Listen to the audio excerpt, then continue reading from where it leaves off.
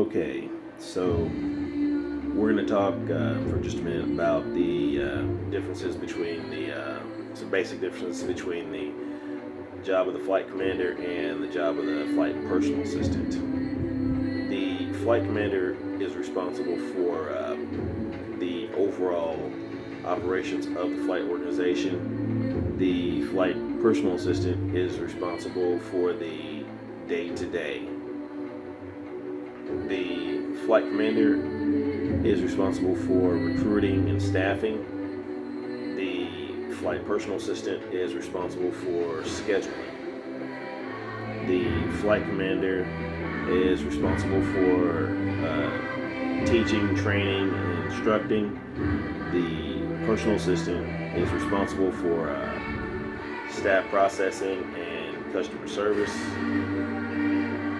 The flight commander is responsible for uniforms and equipment. The flight personal assistant is responsible for incoming and outgoing phone calls and online services and communications.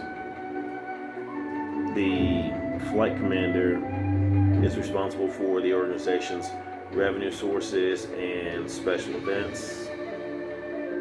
The flight personal assistant is responsible for dealing with the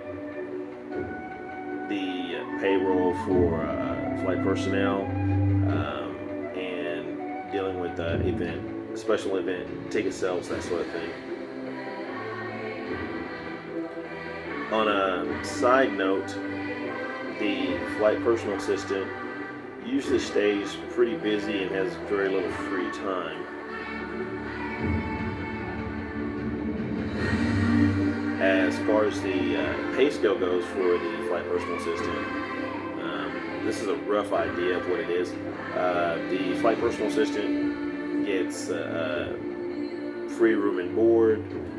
That includes electric, all expenses paid. That includes food, groceries, that sort of thing.